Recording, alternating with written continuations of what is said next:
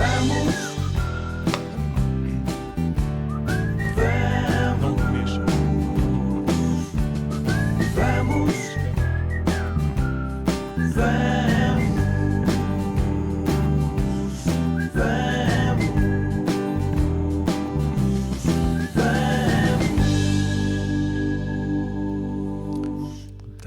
Então vamos ver se é desta. Sim, para quem, pronto, vocês só vão ouvir este episódio, mas nós já gravámos para aí 3 horas de episódio anterior, mas isto depois foi tudo abaixo, aqui as câmaras, por isso estamos a voltar outra vez.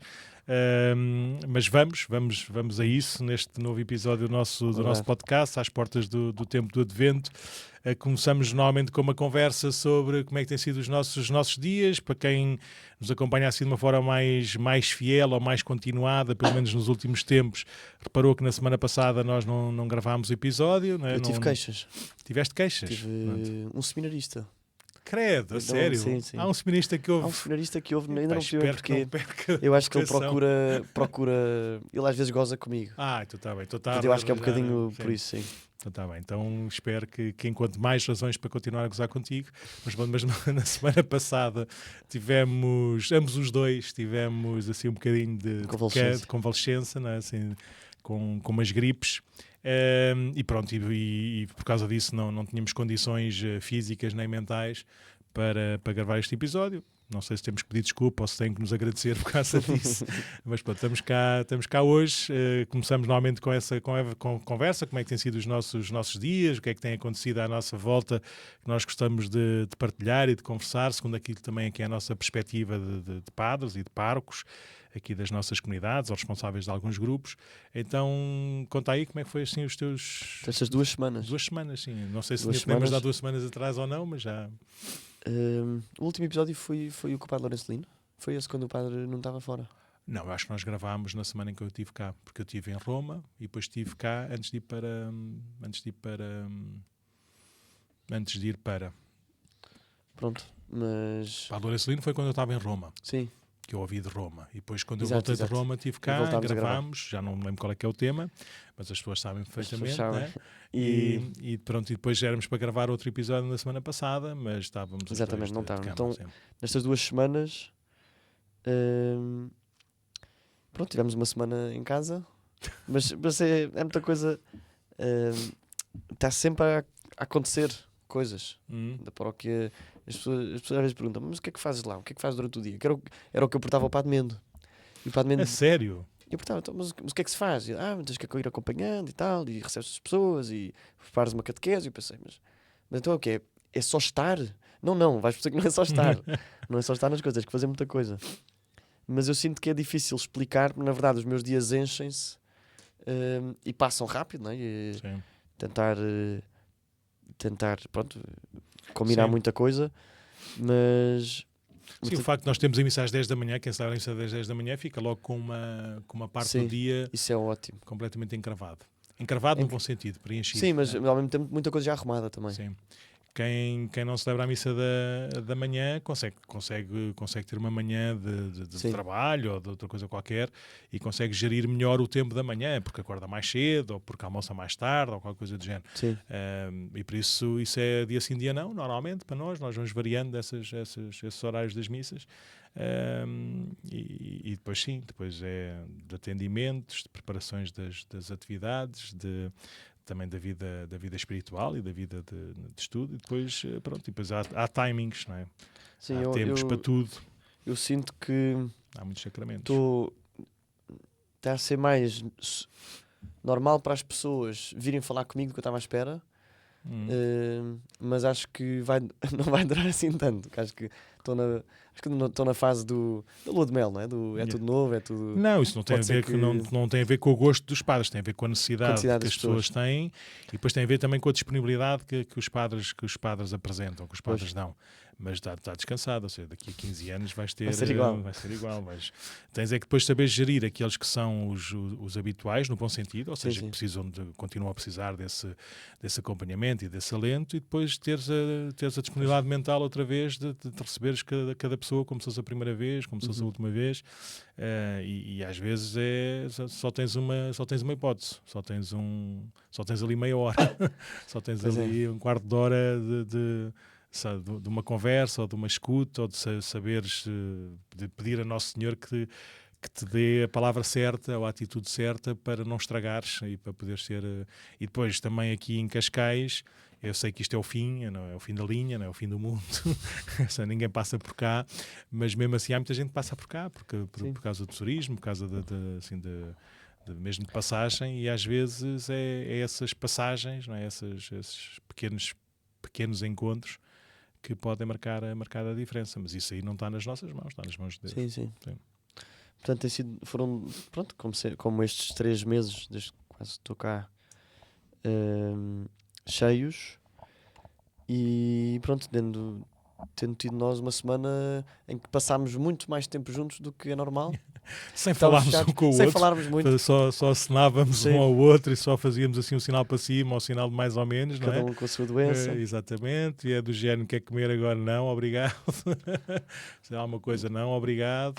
Não se é muito criativa. E depois era do género, nós trocámos mensagens para aí às 2 da manhã, às 4 da manhã. Nuno, amanhã está melhor para celebrar de manhã, está melhor para celebrar à tarde. Nós íamos... íamos tendo esse acerto. Foram 3 ou 4 dias, não foi assim nada de outro mundo, mas foi ali, ainda bem que não houve funerais, acho eu, pelo menos não passaram para nós. Eu não fiz nenhum. Não houve assim nada de extraordinário, e pronto, ainda bem que foi durante a semana, que se eu tivesse, se a minha segunda-feira ou a minha terça-feira fossem sábado e domingo, eu não sei. Pois, eu percebi que eu comecei a ficar doente ao fim da terceira missa. Senti-me doente ao fim da terceira missa de domingo. E eu não estava cá, estava em Fátima desde sexta-feira, por isso a culpa não é minha. Coitado, eu fui almoçar com o meu pai. O meu pai veio cá, a primeira vez que veio cá, Cascais, vamos almoçar, não sei o quê. E eu estava num desespero para ir para casa. Coitado. E nessa altura percebe, estamos a chegar, pai, olha, nem quer café porque eu quero ir dormir para casa. E ele, pronto, então olha, nem vou beber café, vamos acelerar, coitado de ti, queres ir dormir? Sim. E então domingo comecei. E depois, quando eu cheguei domingo à tarde lá de Fátima, vejo as portadas da sala todas, tudo fechado, e eu pensei, cá está o Padre Simão, trouxe os miúdos para aí do Gomas ou do Jeep, estão a ver um filme, mas também é preciso pôr isto tudo tão às escuras, eles são mais papistas que o Papa. Mas pronto, mas depois quando entrei na sala, percebi que estavas sozinho na sala, assim, completamente doente. E eu nessa altura não me sentia doente, sentia-me cansado, porque as noites desses encontros nacionais a gente nunca dorme muito, e pronto, e aquilo é naturalmente cansativo, por isso eu celebrei a missa à tarde cansado normal, ou seja, de um fim de semana intenso, aí também com o frio, com a chuva, tivemos mais uma tempestade também, ou seja, houve um dia que não sei qual é que era o nome, mas tivemos uma tempestadezinha também nesse fim de semana, em que nós fizemos uma peregrinação a pé, lá em Fátima, para entrarmos lá pela Porta Santa, entre aspas, não é? para aquele portal que significa essa Porta Santa jubilar. Então, pronto, apanhei chuva, apanhei frio, essas coisas todas, mas tranquilo, ou seja, não foi nada de outro mundo, ia mais ou menos bem protegido.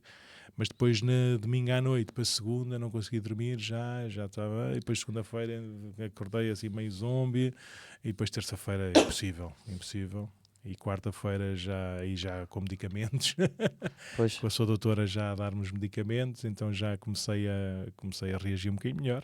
Mas pronto, foi bom porque eu vinha, pronto, tivemos a peregrinação a Roma, aqui com a paróquia, por isso a preparação também foi intensa, a todos os níveis, a vivência lá foi espetacular.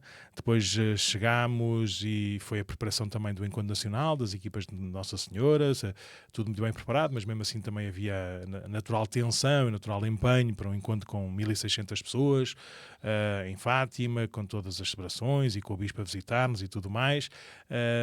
Mas eu cheguei a Cascais entusiasmadíssimo por vamos lá pegar, não é? Pegar o touro lá, assim, de caras, porque isto está a começar o advento, há imensas coisas que a gente pode fazer, que tem que fazer, que deve organizar, que deve fazer isto e aquilo e aquilo outro e aquilo. Então já vinha todo empenhado em pôr as coisas todas mais ou menos em ordem e entusiasmar o pessoal todo, e de repente, pum, vais para a cama, ficas caladinho, sossegadinho, não pensas em nada, porque não consegues, não resolves nada, porque não dá. E pronto, e foi bom essa consciência de que não somos nós é Nosso Senhor sempre, e a paróquia não parou, antes pelo contrário, e as coisas que estavam programadas estão a andar, se calhar por exemplo, o ABC houve uma sessão que não houve, porque não deu tempo, foi mesmo o dia pior assim, em termos de sintomas, que não dava mesmo para fazer nada, até porque depois também não tinha preparado nada para as pessoas poderem ver, não é? poderem entender, por isso nem sequer valia a pena ir lá só baseado nas minhas fracas capacidades físicas na altura. E agora vamos começar mesmo o tempo do Advento.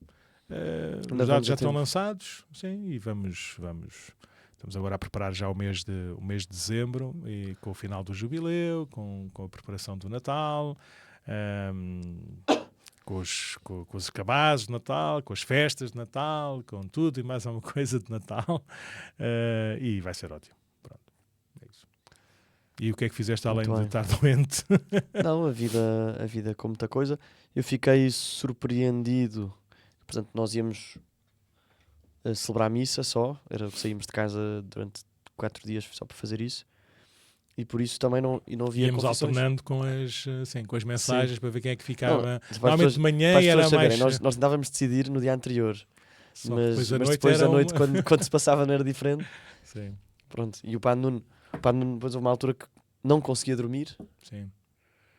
De manhã, e eu não conseguia dormir à noite. Sim. Portanto, estava assim... Então íamos decidindo porque era igual. De manhã era sempre difícil porque podia ser, podia não ter tido uma noite descansada nem nada, mas por outro lado à tarde era também mais exposto, porque havia mais frio, sim. Havia mais, normalmente também há mais pessoas, e são pessoas diferentes que às vezes em outras da manhã sabem que nós estamos doentes, não nos incomodam, porque conhecem-nos do dia a dia, não é? E à tarde vem mais gente por causa das missas de sétimo dia ou de outras missas quaisquer, não é?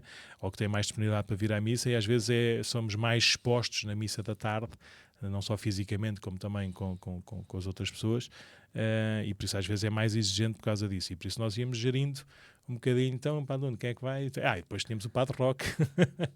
O Padre Roque acho que voltou às lides de capelão hospitalar, por ele celebrava as missas todas, ia-nos visitar e rezava todos os dias por nós, e estava sempre muito preocupado. Então amanhã quantas missas queres que eu celebre? As 3, as 4, as 5? O Padre Roque estava pronto, era o nosso jovem do trio pastoral, e foi ótimo essa semana. E o Padre Roque, como sempre, mas naquela semana ainda mais diligente em celebrar tudo e mais alguma coisa, em ir a tudo e mais alguma coisa, em fazer tudo e mais alguma coisa, que é bom. É uma graça. Mas pronto, mas como é que foi a tua... Não, mas eu acho que foi tudo normal, a máquina... Quer dizer, no tempo que eu tive cá fora, também o tempo que estive lá dentro também foi adiar a máquina, porque nós tínhamos coisas marcadas, cada um as suas. Sim. Que não sabíamos quando é que as podíamos remarcar, não é? Todos os dias havia uma pessoa que se queria confessar, e eu todos os dias tinha a dizer, olha, amanhã também ainda não vai dar. Olha, amanhã não vai dar. Próxima semana à mesma hora, ou seja, aquilo que era esta semana, sim, marcamos para a semana, e depois confirmamos. Pronto, e houve umas coisas que se confirmaram, outras que não se confirmaram. Sim. Mas foi tudo adiado uma semana, que assim é melhor. Terça-feira à tarde, então terça-feira à tarde da próxima semana. Quarta-feira de manhã da próxima semana. Sim, para mim até deu jeito, porque esta coisa até deu jeito, mas ainda bem que foi nesta semana, porque eu demoro muito tempo a preparar o curso do Unlocking the Mystery of the Bible, aquele curso da Bíblia, e houve uma paragem agora de 2 semanas, normalmente é semanal, e agora foi... Então não foi por estares doente?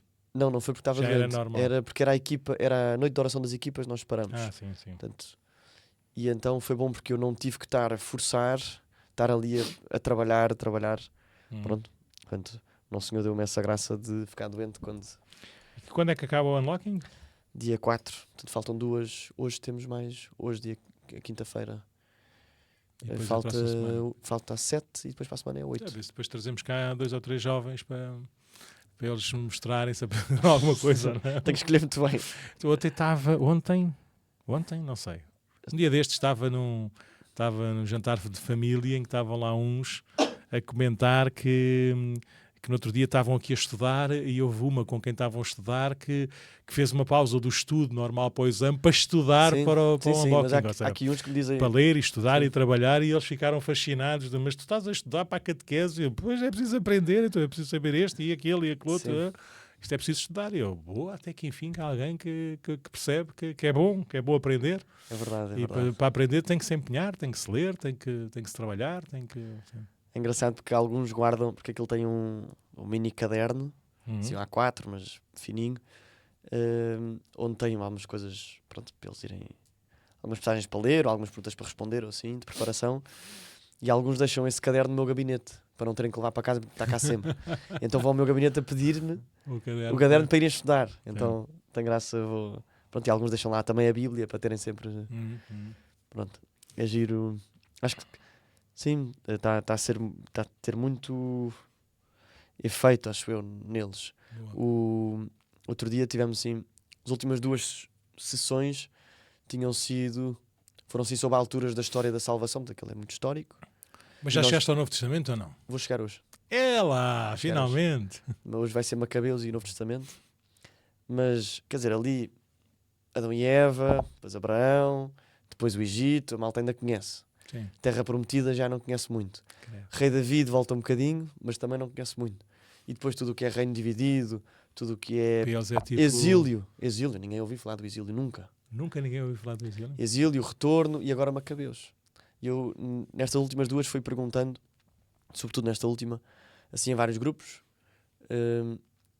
de 0 a 10, quanto é que foi novo para vocês? E alguns a dizer 8 com vergonha de dizer mais, e os outros todos não, 9, 10, 9.8. Impressionante. Sim. Porque, de facto, pronto, depois são leituras na missa difíceis. O tema deste curso, a ideia do curso é dar a história para que depois eles consigam situar o resto dos livros na história. Sim. E de facto, como ter ali um tronco foi importante, que é para depois ir preenchendo. Sim, eles não têm mesmo noção nenhuma como é que o povo chegou a Jesus, não é? Eu acho que nós católicos em Portugal, ficámos no Egito, não é? Pronto, ao Mar Vermelho não sabemos mais nada. Não sabemos mais nada. O Josué, já ninguém sabe quem é Josué. Filho de Nuno! Então, como é que não podem saber? Pronto. Mas é interessante. Mas sabes que foi por causa disso que eu decorei. Josué é filho de Nuno.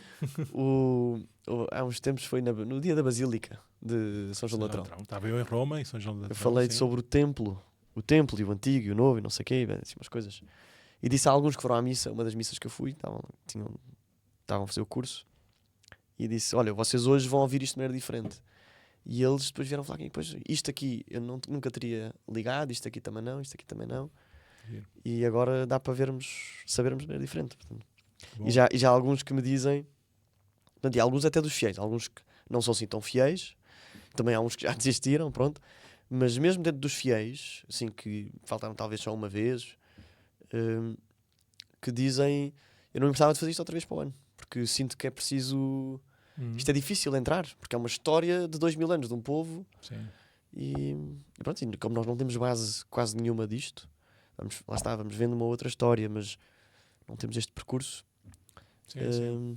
Pronto, e então a ver se temos esta segunda temporada para o ano, e terceira, e quarta, e quinta. Boa. Não, nós já falámos disto do princípio. Sagrada Escritura e vida sacramental / espiritual, e depois também aquilo que é o conjunto da doutrina da Igreja, onde vem depois a parte moral, a parte consequencial do pôr em prática. Toda a gente sente uma atração por isso, porque achamos que não basta termos os nossos valores, os nossos princípios, a nossa consciência, a nossa razoabilidade, e Deus é isso. Está bem, mas porque é que Deus se deu ao trabalho de dar muito mais e dizer mais concretamente e de se manifestar na história? Então, aproveitemos, não é? E há sempre esse interesse, esse fascínio. Agora, saber dar resposta a isso. Olha, foi uma boa, esperemos que tenha sido um bom ponto de partida e que tempos a tempos a gente se mantenha e pronto, e possamos criar outros ABCDs, não é? Mas eu acho que é importante haver, até porque este trabalho é bom que continua a dar frutos, mas podemos fazer depois, em vez de ser sempre só, entre aspas, a mesma... São 8 sessões sobre a Bíblia, isto não é nada, não é? Quantos semestres tiveste de Bíblia na Católica? E mesmo assim dizes, foi nada. Foi nada. Tiveste que aprender agora para dar, ainda para mais tinhas bons elementos, tinhas bons professores e doutores a fazer isto, que já se fartaram de estudar e que chegaram a esta síntese, não é? Mas é importante, sim. É importante.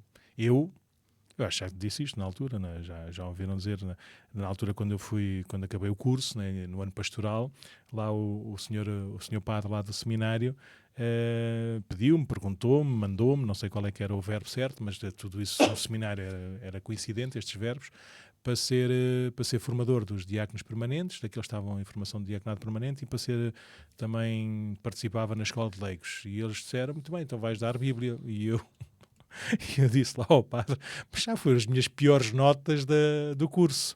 E ele riu-se a dizer, sei, por isso é que tens que aprender. E de facto agradeço-lhe, já lhe disse isto pessoalmente, e agradeço publicamente essa responsabilidade, essa obrigação, porque me ajudou a ganhar um fascínio pela Sagrada Escritura que o curso de Teologia, tirando assim algumas nobres exceções, não me tinha cultivado. E por isso também tenho este fascínio bom, não é? de interesse e de conhecimento, e depois também de vida espiritual, de leitura orante da Sagrada Escritura, e é um alimento espetacular, um alimento fascinante. E bem, então não foi nada disso que nós tínhamos preparado, não é? Pois não, mas vamos lá, estamos a chegar ao Advento, e nós pusemos aqui o tema do Advento, e depois ainda podemos ou sabemos esperar, assim com um ponto de interrogação, meio exclamação, e depois pusemos assim uns nomes de uns santos, juntamente com o Patriarca de Lisboa, que também é um santo pelo batismo. E porquê é que pusemos estes nomes? Diz-me lá. Então, porque vamos entrar no Advento e então decidimos falar sobre o Advento, mas no sentido lato. Nós facilmente, quer dizer, pelo menos é isso que se aprende nas catequeses, o Advento é a vinda de Jesus, preparamos a vinda de Jesus no Natal, e por isso preparar o nosso coração, e quer dizer, João Batista, Maria obviamente é uma das figuras, e João Batista também, porque anuncia o Messias e anuncia o ministério público de Jesus, vamos dizer assim. Mas depois, muitas vezes esquecemos outra dimensão do Advento, e foi um bocadinho por aí que nós escolhemos o tema, que é o próximo Advento de Jesus, né? A próxima vinda de Jesus, a segunda vinda, né? E então eu sugeri ao Padre Nuno pegarmos em 3 ou 4 textos que está na Liturgia das Horas, portanto quem esteve no curso já sabe um bocadinho melhor, mas na hora do ofício de leitura tem-se alguns textos que nos ajudam a rezar ou o Santo do Dia, ou o tempo litúrgico, ou qualquer coisa. E então peguei em 4 que se rezam na próxima semana.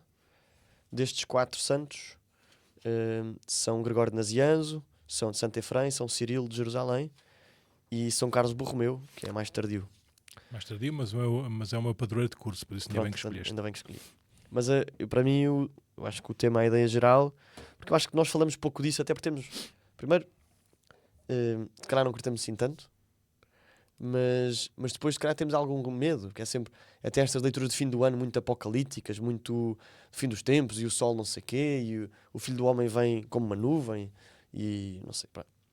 Então, tentamos sempre, acho eu, espiritualizar isto, e focamos-nos pouco nesta verdade de fé que é o Senhor virá.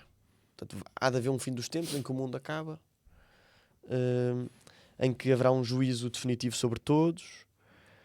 E então, pronto, por isso é que no Advento se reza. Sim, isso aí nem sequer nos deve assustar, nem dizer isto há de ser para não sei, daqui a não sei quantas gerações, porque em termos pessoais nós havemos de experimentar cada um no seu tempo certo, sem poder fugir, não é? Essa primeira etapa do julgamento, essa primeira fase do juízo, com a morte. Sim. Sim. Por isso, este anúncio da última vinda é um anúncio, se quisermos, definitivo, decisivo, que acontecerá também de uma vez para sempre, não é? Nós não sabemos se isso será durante o nosso tempo de vida aqui na Terra, mas o que ele significará uma vez para todos, há de significar no tempo de cada um para cada um. Ou seja, isso não é mais ou menos como as pessoas dizerem se nós bebermos mais 3 litros de água, o mundo vai acabar daqui a 3 milhões de euros. Boa sorte. Não vou tacar daqui a 3 milhões de anos.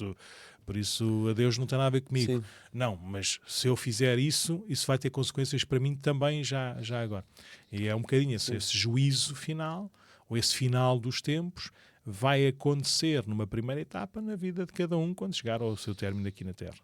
Sim, Jesus fala disso. Aliás, uma das passagens mais discretas em que Jesus fala disto, anuncia algumas vezes, quando virá o Filho do Homem encontrará fé sobre a terra, é umas coisas que temos ouvido agora nas leituras, mas há uma que eu acho muita graça, que é a parábola do bom samaritano. Jesus entrega aquele doente, frágil, aquele homem ao estalajadeiro e diz... É o bom samaritano que entrega. O bom samaritano, pronto, o bom samaritano entrega e diz cuida dele até que eu volte. Sim. Portanto, há esta ideia de que nós estamos cá a cuidar uns dos outros, né? A Igreja Estalajadeiro cuida de nós, Jesus confia à Igreja as nossas almas e as nossas vidas até que Ele volte, né? Portanto, mas sim, mas no início do cristianismo, por causa deste anúncio de Jesus, quer dizer, as primeiras cartas que temos aos Tessalonicenses, eles achavam que era imediato, não é? E achavam que era na sua geração. Quer dizer, e nós na verdade não sabemos se é na nossa ou não, não é? Pode ser. Não. Até agora não tem sido, mas na verdade há assim algumas, eu nunca entrei muito por aí, pá, não se calhar sabe um bocadinho melhor, há assim umas espiritualidades mais apocalípticas, até de visões e não sei o quê, eu nunca explorei muito, mas pronto, mas lá está. Em relação a essa parte apocalíptica das visões, eu mantenho-me sempre à palavra de Deus, que é eterna, não é? Que está na Sagrada Escritura. O Padre João Seabra às vezes dizia com piada, com o seu espírito de humor, a dizer: Nosso Senhor, pronto, teve o azar de dizer que os trabalhadores são poucos. A palavra de Deus vai-se cumprir, por isso nunca na vida vai haver muitos trabalhadores na messe do Senhor. Vão ser sempre poucos, porque o Nosso Senhor disse que eram poucos. Ponto. E aqui também, Jesus também diz, ninguém sabe o dia nem a hora, não pertence a ninguém saber, por isso quem disser que vem aí ou quem vem acolá, não acreditem. Sim, isso, muitos dirão sou eu e não sei. Sim, por isso, em relação a isso também para mim é palavra de Deus imutável e pode vir todas as visões que bem entenderem, ou seja, que vem e que isto vai acabar, é verdade, e por isso não preciso de nenhuma revelação particular para me dizer. Ou se é assim, ou se é assado na vida de cada um, bom proveito. Mas também não é isso que ou seja, não está de acordo com o Evangelho, por isso não obrigado. Ou seja, se quiserem acreditar em coisas que não estão de acordo com o Evangelho, boa sorte. Mas sim, mas existem essas revelações. Ou alegadas revelações. Sim. Mas pronto, isto é uma das... Seria um critério para saberem discernir, não é? Sim, pronto, veremos. O tempo dirá. Mas volta lá ao século IV, se faz favor. Volta lá ao século IV. Então, que eles próprios também, ou seja, já passaram 16 séculos, não é? Por isso, vamos lá ver. Sim, é muito parecido, porque pega nesta afirmação do credo, não é? Que há de vir em sua glória para julgar os vivos e os mortos, e o seu reinado não terá fim. Estamos a falar de São Cirilo, no século IV. Mas todos, esta ideia da segunda vinda, bem, que vem de Jesus, mas que até está no credo. O São Cirilo faz muito este paralelismo, fala dos dois adventos, das duas vindas de Jesus. Sim. Tal como veio no Natal, tal como veio no presépio, tal como veio revestido de panos, agora virá revestido de glória, agora virá num dia que não sabemos, revestido de luz, escoltado por anjos. Portanto, faz muito este paralelismo entre a primeira vinda e a última vinda, não é? E a última vinda, sim. Que depois São Cirilo diz, isto já São Paulo diz, isto já o profeta Malaquias intuía que haveria duas vindas. Pronto, que é um dado que nós falamos pouco. Esta segunda vinda será, portanto, o fim dos tempos, será o juízo final, será a revelação, Deus será tudo em todos, não é? E por causa disto, portanto, e será este juízo para todos, sobretudo também para aqueles que ainda não tenham morrido, que nesse dia também morrerão, vamos dizer assim. Mas eu, por causa disto, nós dizemos isto todas as missas, não é? Nesta altura nós celebramos sobretudo com o Maranatá, não é? Vinde Senhor Jesus, a última frase da Bíblia, não é? Este Maranatá do Apocalipse. Sempre 21. Na consagração, quando o Papa diz mistério da fé, exatamente. Senhor, a vossa morte. O Padre. O Padre. Desculpem, sim, o Papa também diz. Eu estou em convalescença. Mas era isso que ia dizer, porque nós dizemos mistério da fé e o povo responde: anunciamos, Senhor, a vossa glória, proclamamos a vossa ressurreição. Vinde, Senhor Jesus, Maranatá. Senhor, a vossa morte. Anunciamos, Senhor, a vossa morte. Eu disse glória, não é? Sim. Estás em convalescença. Eu já não digo há uns meses. Pois é. Mas disseste durante muitos anos. Pois disse. Mas eu, por causa disto, em miúdo, deixei de rezar esta parte. Deixaste de rezar? Então conta-me lá essa história. Não tenho grande ciência. É a única história que eu tenho sobre o Advento. Mas... porque percebi bem, Jesus vem. Eu estou a pedir... Vinde, Senhor Jesus. Eu quero que Jesus venha. Deve ter tido uma catequese sobre isto, sobre este juízo final. Mas eu pensei, bem, há tanta gente a precisar de conversão ainda. E eu? Há tanta gente na minha família que ainda não tem fé. Eu não quero que Jesus venha. Eu preciso que estas pessoas se convertam primeiro. Portanto, esta ideia de que a vinda de Jesus é má. Ou seja, pode ter coisas más, não é? Portanto, mas Jesus vem. Jesus, o nosso Salvador, virá. Obviamente também como juiz, mas também como advogado. Também como fundidor. Mas Salvador também. E por isso deixei de rezar, pronto, até mais tarde. Há sempre estas histórias, sou pessoas que não rezavam uma parte do credo, sou pessoas que não rezavam uma parte do Pai Nosso. Pronto, e eu tinha são muito zelosas. Como se a fé partisse delas, das suas capacidades e da sua consciência, em vez de ser dom de Deus, que pronto, a água mole em pedra dura, tanto dá até que fura, né? Então, por isso nós devemos ser humildes, né? e proclamar em igreja, né? A fé que recebemos, não a fé que já possuímos e que já garantimos, como se fôssemos nós, não é? Garantia. Não. Eu é que sei se o Nosso Senhor pode vir ou não pode vir, eu é que domino bem as coisas, eu é que conheço bem a história de cada um. Mas pronto, acontece. Sim. Depois passo então para... Mas não queres ler assim, fica sempre bem quando nós estamos a ler a patrística, ler propriamente um texto. Então, eu leio aqui um parágrafo. Leio só um parágrafo só para as pessoas ficarem com essa beleza doutrinal e até literária, entre aspas, não é? Dessas catequeses dos nossos, da patrística, que é mais um tesouro que se calhar também nos falta descobrir e valorizar em igreja. Sim. Então diz São Cirilo de Jerusalém: no seu primeiro advento foi envolvido em faixas e deitado num presépio. No segundo, será revestido com o manto de luz. No primeiro, suportou a cruz sem recusar a sua ignomínia. No segundo, aparecerá glorioso, escoltado pela multidão dos anjos. Não nos detemos, portanto, a meditar só no primeiro advento, mas vivemos na esperança do segundo. Assim como aclamamos no primeiro, bendito que vem em nome do Senhor, exclamaremos também no segundo, saindo ao encontro do Senhor, juntamente com os anjos, em atitude de adoração, bendito que vem em nome do Senhor. Já agora continuo só. Virá o Senhor não para ser novamente julgado, mas para chamar a juízo aqueles que o julgaram. Pronto, São Cirilo é assim forte estes 2 adventos de Cristo. E que vai servir de base para 99% das homilias dos padres no primeiro domingo do Advento, porque às vezes não sabem bem o que é que vão dizer. Sim. E depois além destas 2 vindas, vão pôr a terceira vinda, que é o hoje, que é o agora, que é na Eucaristia. Já vamos lá. Isso é só século XVI. Isso é só século XVI. E século XX também, XXI, com o Patriarca. O Patriarca também fala disso. Então vá, continua lá que já estás a mais de meio do programa. Então vamos para Santo Efrém. Santo Efrém, o sírio, um diácono. Muito ligado à música, acho eu. Pronto, que fala da vigilância. Portanto, como não sabemos nem o dia nem a hora, então permaneçamos vigilantes. Essa é a atitude do cristão. Jesus, graças a Deus, deixa-nos muitas parábolas, até seguidas, sobre esta espera, sobre as virgens prudentes, sobre... Pronto, e então posso ler também assim um parágrafo. Para impedir que os discípulos o interrogassem sobre o momento da sua vinda, Cristo disse: essa hora ninguém conhece, nem os anjos, nem o Filho. Não vos compete saber os tempos e os momentos. Quis ocultar-nos isto para que permaneçamos vigilantes e para que cada um de nós possa pensar que este acontecimento se dará durante a nossa vida. Portanto, não é mal pensarmos isto. Boa. Se tivesse sido revelado o tempo da sua vinda, esta tornar-se-ia um acontecimento sem interesse e sem esperança para muitos séculos e nações. Confere. Disse muito claramente que virá, mas sem precisar o momento. e assim todas as gerações e todos os séculos o esperam ardentemente. Sim. Pronto. Portanto... É verdade, até porque também nos pode ajudar a esse encontro primeiro, né, quando passar o nosso tempo aqui na Terra. Isso acontece a todos, em todas as gerações, em todos os lugares. Sim. Claro que sim. Pronto, então passo para o São Gregório Nazianzo, também é século IV, porque fala na verdade, do primeiro advento, da vinda de Jesus, da encarnação. Tem aqui uma imagem bonita, sim.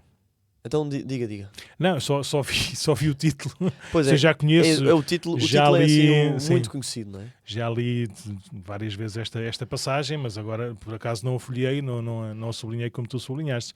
Mas fala do admirável comércio, da admirável troca. Não é? Exatamente. Então quero desenvolver essa ideia para Nuno. Aquilo é uma imagem, como é que se diz? É um conceito, ou um tom, ou uma leitura, uma chave de leitura sobre o mistério da encarnação que vem muitas vezes refletido na missa, nas orações da missa, sobretudo na oração sobre as oblatas, sobre as ofertas, em que o padre diz que admirável troca, não é?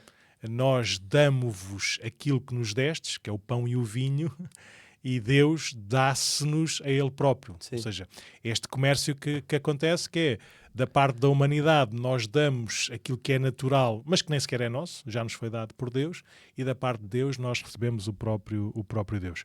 Por isso este é o mistério da encarnação, que na missa tem naquele momento próprio, não é, nos ajuda a refletir e a viver esse espírito de ação de graças.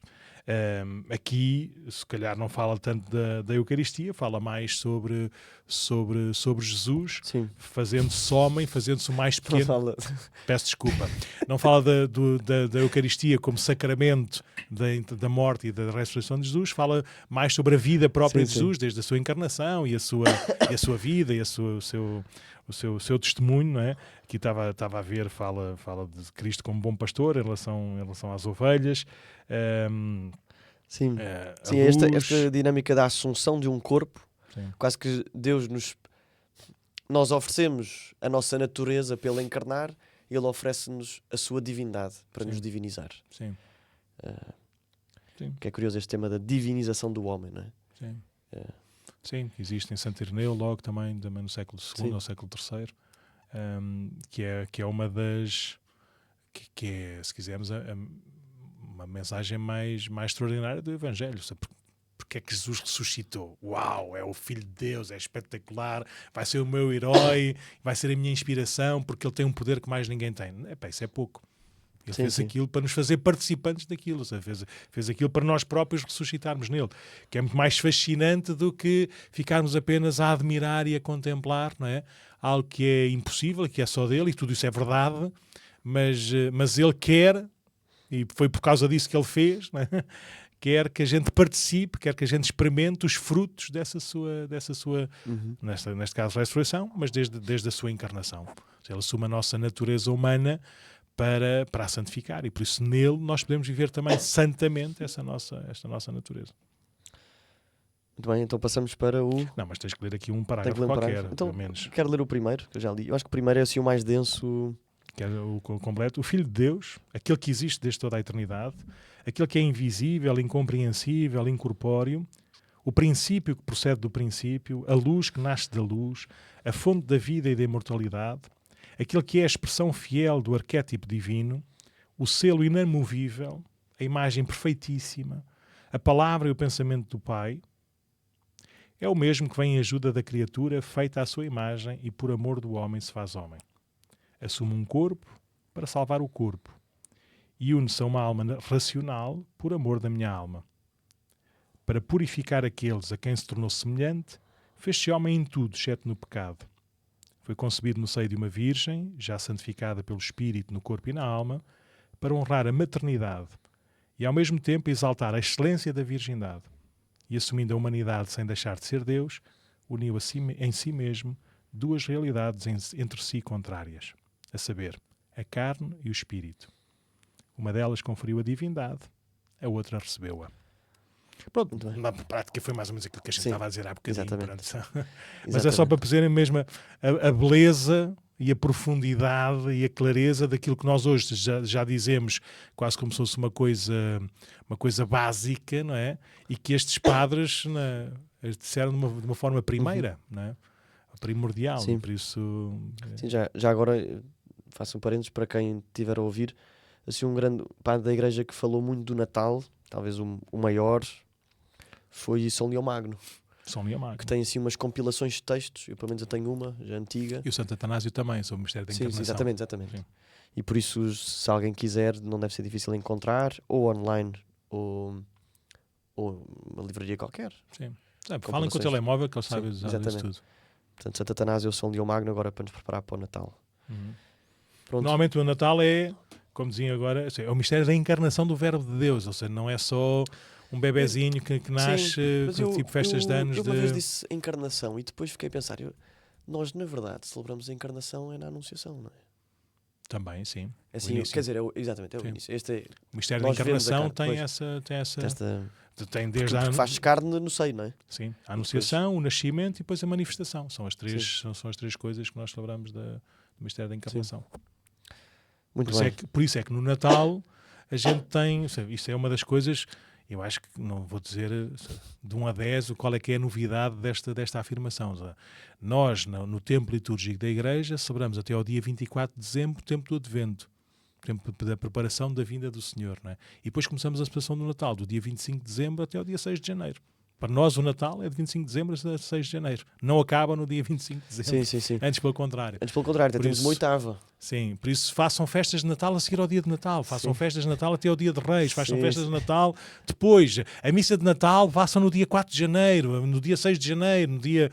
As luzes de Natal. As luzes de Natal, assim, ponham só no dia 24 até ao dia 6. Ou seja, mudemos esta lógica que não faz sentido nenhum, não é? Andarmos durante 4 semanas, que é o tempo do Advento, a celebrar o Natal, e depois chegamos ao Natal já estamos esgotadíssimos, não é?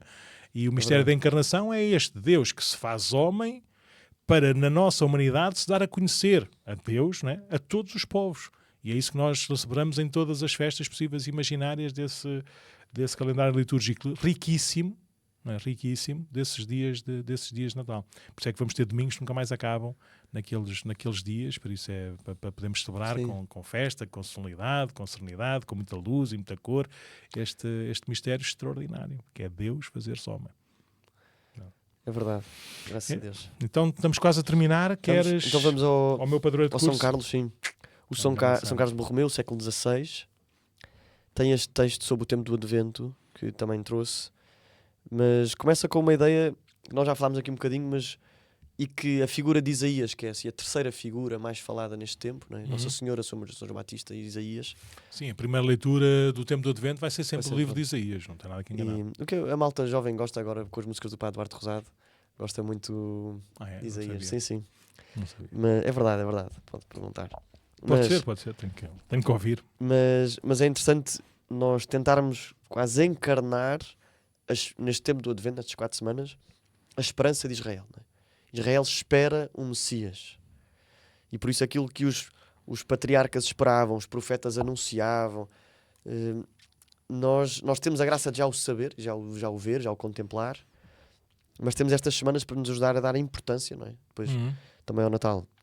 Mas São Carlos, estás assim, não vou dizer que é uma novidade, mas nesta lógica do que é o Advento, traz esta ideia que é verdade que ele veio, é verdade que ele virá, mas é verdade que ele veio. Passado, presente e futuro. E por isso diz assim: ao celebrar todos os anos este mistério, a Igreja convida-nos a renovar perpetuamente a memória do amor infinito que Deus mostrou para connosco. E ao mesmo tempo nos ensina que o advento de Cristo não foi apenas para os seus contemporâneos, mas que a sua eficácia nos é comunicada a todos nós, se quisermos receber, mediante a fé e os sacramentos, a graça que nos mereceu, e orientar, de acordo com ela, os costumes da nossa vida segundo os seus mandamentos. E por isso eu termino esta citação a perguntar ao Padre Nuno. Padre Nuno, o Natal é ou não é quando o homem quiser? Claro que não. Ou seja, pode acontecer na vida de cada um de acordo com a liberdade de cada um, como está aqui a dizer, não é? Ele diz que A eficácia nos é comunicada se quisermos receber. Se quisermos receber. E logo a seguir diz, se não oferecermos resistência. Não é? Por isso, nós temos um papel. Não é? Nosso Senhor não nos invade. Não é? Nosso Senhor não se nos impõe. Mas é Ele que vem até nós, não somos nós. Por isso, se nós quisermos dar o traço decisivo que sou eu que quero, tem uma certa verdade. Porque sou eu que me abro, sou eu que me disponho. Mas o quero primordial, ou seja, quem toma a iniciativa, quem tem poder, quem vem até nós, ou seja, não depende de nós. Não depende de nós. Por isso não é quando eu quero, no sentido, carrego no botãozinho e sei que Nosso Senhor vem até mim e só faz o que eu quero. Mais ou menos como tu, jovem, criança, dizias, pai, não quero que tu venhas agora, que há aqui uma pessoal que ainda não vem. Ou seja, nesse sentido... eu percebo a razão de que é quando o homem quer, no sentido da nossa responsabilidade, da nossa liberdade para acolher aquele que vem, não no sentido de que eu é que mando no Natal, ou seja, eu é que domino o Natal, sou eu que controlo o Natal. Isso eu acho que isso é um abuso e ao mesmo tempo é uma limitação extrema do mistério e do dom supremo, não é? Que nós não... Ou seja, nem sequer nos passa pela cabeça, nem sequer conseguimos prever ou imaginar. Por isso o Natal é. Ou seja, eu não sei se vai acontecer ou não, mas vai-te acontecer com certeza, mas pronto. Mas para quem vai perdendo entes queridos muito próximos, não é? Quer de uma forma definitiva, ou às vezes até de uma forma só de espaço ou de afetividade, às vezes o Natal é um tempo muito, muito, muito duro de viver. O Natal no sentido familiar, tradicional dos encontros, dos presentes, das companhias, da festa, do que seja, né? Até da roupinha nova e do calor que existe e tudo mais. E todos os anos... ouço pessoas de uma forma sincera, de uma forma íntima, a dizer este ano não vou ter Natal, este ano não vai haver Natal para mim, este ano não vai ser... E saber transmitir às pessoas que o Natal que é de Jesus porventura está mais parecido, ou a circunstância está mais parecida com aquilo que essa pessoa está a viver naquele momento do que se calhar nos outros todos, não é? Com certeza que também há esses momentos de darmos glória a Deus, com os anjinhos e os pastores e os presentes e a alegria e essa coisa toda, e de repente aquela gruta de Belém ficar cheia disto e mas o mistério da encarnação é o mistério da rejeição e de Nossa Senhora dar à luz no sítio dos animais, completamente às escuras, de noite, sozinha, não é? Só sozinhos, não é? Por isso, nós não perdermos a noção de que o Natal é um dom de Deus, não é? É uma iniciativa de Deus, é a iniciativa de Deus de ir ao mais profundo da nossa fragilidade e da nossa humanidade. Eu acho isso extraordinário. Eu lembro perfeitamente das meditações e das orações pessoais, mas depois também a meditação nas várias celebrações de Natal, do Natal sem mãe, do Natal sem pai, do Natal sem avó, do Natal com, até às vezes com... Vais ver isso, até porque o Natal normalmente é inverno e está muito frio e tu vais perceber claramente o que é fazer um funeral na semana do Natal, ou na semana entre o Natal e o Ano Novo, com 3 pessoas ou com 100 pessoas, não é? E nós podermos experimentar e podermos anunciar essa força do mistério da encarnação, não é? Esta força de que nada do que é humano em nós Cristo não quis assumir, não é? Sim. O pecado pelo peso, não é? pelo peso das nossas culpas, mas tudo o resto da nossa humanidade, nós podemos viver em Deus. Isso é de uma força e de uma vitalidade maior do que todas as broas de mel, que são espetaculares, e todas as luzes de árvores de Natal, que são fantásticas, e todas as músicas e teatros de Natal, que são decisivos para transmitir a mensagem. Mas se isso obscurecer, se isso bloquear esta verdade simples e objetiva de Natal, podemos ter isso, a dizer, olha, isto é quando eu quero, hoje este ano para mim não há, e isso é muito mau, isso é muito mau. Nunca tinha pensado nisto quando o Pano estava agora a falar sobre esta encarnação de tudo de Jesus, não é? Estava a pensar, depois disto, mas Jesus não teve um pai a morrer. Mas tu sabes, nós nunca explorámos muito isto de José. Não sabes porque é que São José é o padroeiro da boa morte? Não. Quando uma vez quando fui lá à Terra Santa, que espero que tu possas ser o próximo padre aqui de Cascais a ir à Terra Santa, a acompanhar uma peregrinação, que é uma coisa decisiva, também mais decisiva do que o unlocking. Mas lá em Nazaré, uma das igrejas é dedicada à Sagrada Família, São José, e num dos frescos, assim, numas ábsides assim, das alas laterais, vemos o São José assim com uma cara já de moribunda, ou seja, já muito doente, já muito velhinho, e ao lado envolvido e abraçado por Nossa Senhora e por Jesus. E eu, quando olhei para aquela imagem, disse isto. Por isso é que é um padroeiro da boa. Haverá morte mais abençoada e mais bonita de ter Nossa Senhora e Jesus ao lado a acompanhá-lo, não é? Mas sim, mas Jesus teve a acompanhar o. Sim, mas nós nunca exploramos muito esta ideia, não é? Porque primeiro não é bíblica, vamos dizer assim, mas sempre falamos de São José, obviamente é São José vivo, sim. Sempre que falamos de Jesus a assumir as nossas culpas, há sempre coisas mais, outras coisas que vêm. Sim. Mas, pronto, mas deve ter perdido os avós, São Joaquim e Santa Ana, até porque Nossa Senhora era muito nova quando Jesus nasceu, por isso será comum, não é? Sim, e perdeu o primo, João Batista. Sim. Não, e foi aí que começou a missão. E depois o amigo Lázaro, por quem chorou, esse é o versículo mais curto da Bíblia, sabias? E Jesus chorou, não é? E chorou. Ou seja, Jesus estava nos outros versículos, já não sei qual é que é, João 15 João 12, ou João 12, que é 11 ou 12, já não sei. Que é o episódio lá da ressurreição de Lázaro. Depois acho que é o versículo pai 31, estou a inventar, mas acho que é o 31, ali meio do capítulo, e chorou. Pronto, mais nada. E é capaz de ser do versículo que diz mais, não é? De tudo aquilo que é Jesus, não é? Que é impressionante. E da nossa relação, ou da relação dele connosco. Jesus também chorou, de certeza, no presépio de Belém.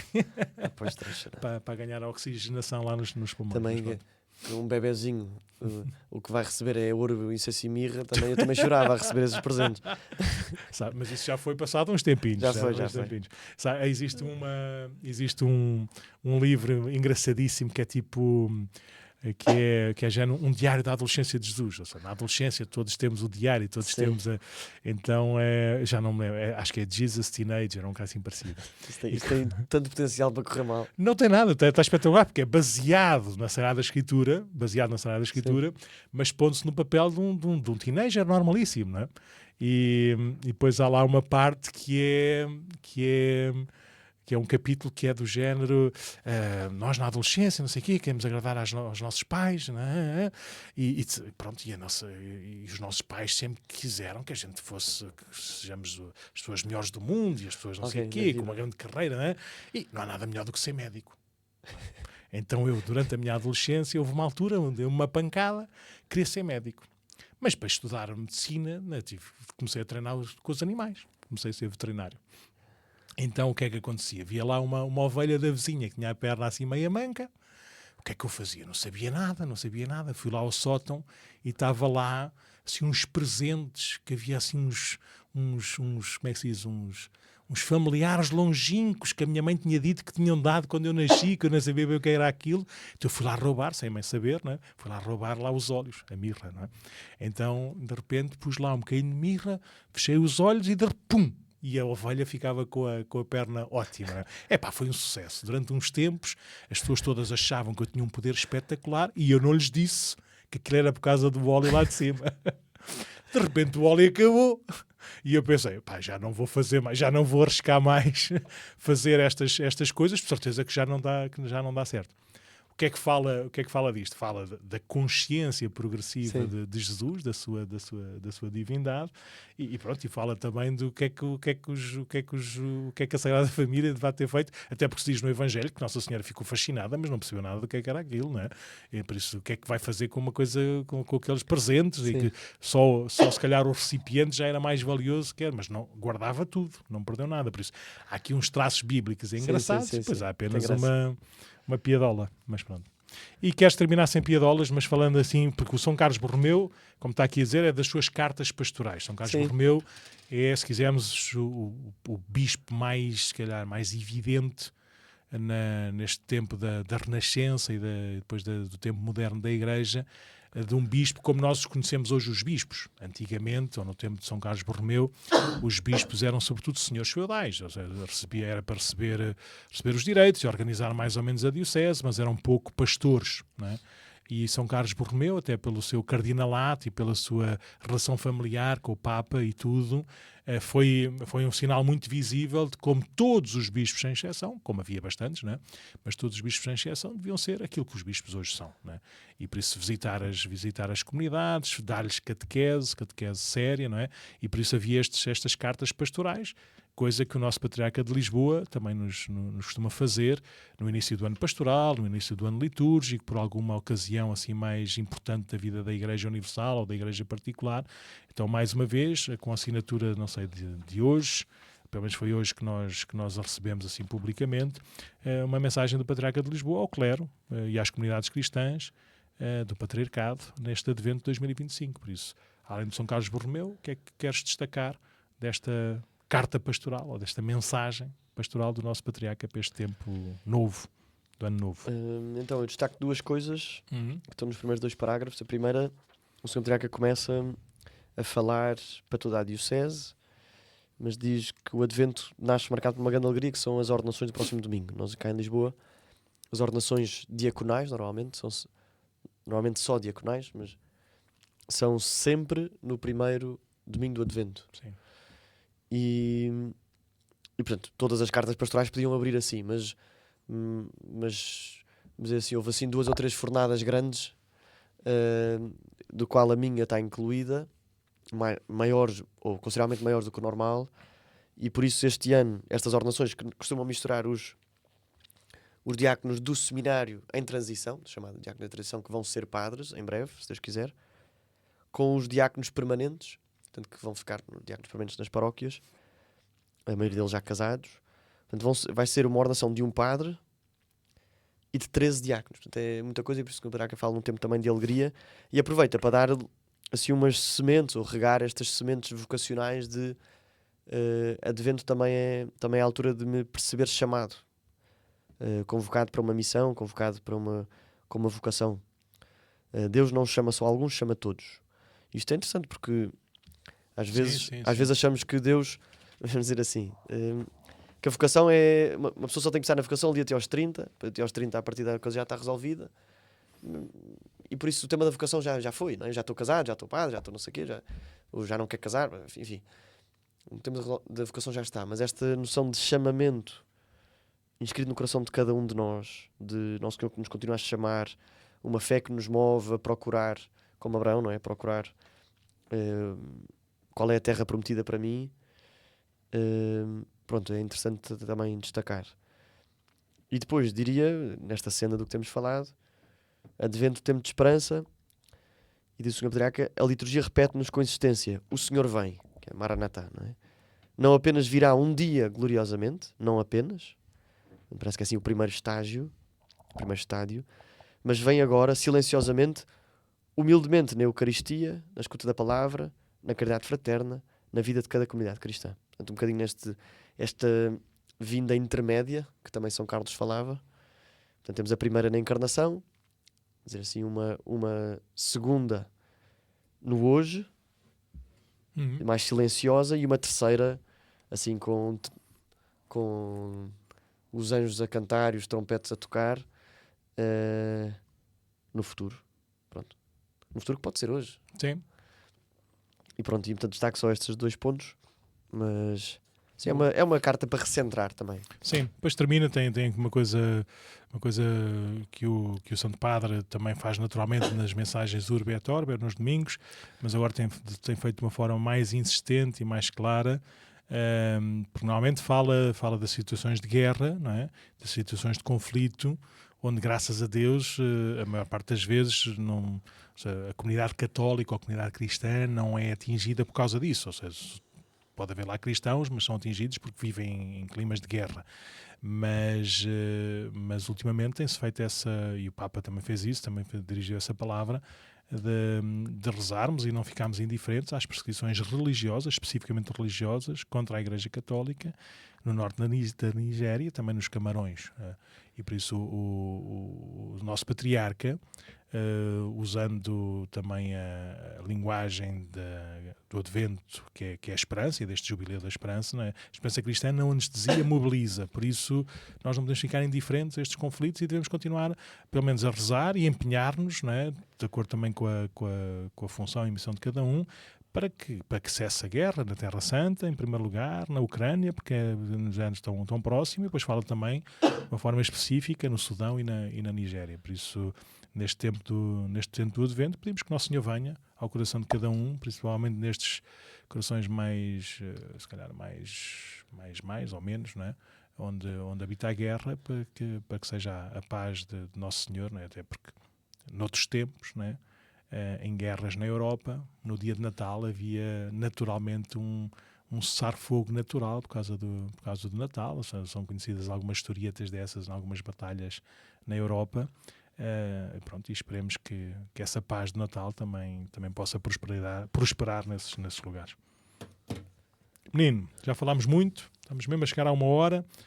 Desejo a todos um santo e feliz Advento, tempo do Advento, que a gente possa crescer também nesta consciência, nesta esperança, nesta alegria de sabermos que o Senhor vem e que não sejamos um grande obstáculo a que essa vinda venha até nós e passe por nós para chegar aos outros. Sim, só mais uma coisa. Desculpa, conta. Não, é uma coisa muito pequenina, está a lembrar agora. O tempo do Advento é para mim o tempo com melhores músicas. E mais difíceis de cantar também. Sim. Mas procurem na internet, pelo menos o Semear dos Olivais tinha gravadas, mas tem músicas que nos ajudam mesmo a rezar. Verdade. Muito difíceis depois de interpretar, mas sim, belíssimas. Então vá, quem quiser algum tema em específico, alguma pergunta a fazer, não deixe de fazer, vamos continuar este caminho. E pronto, e ao seminarista teu amigo, encontro mais razões para gozar contigo. Vá. Um grande abraço e até para a semana, se Deus quiser. Vamos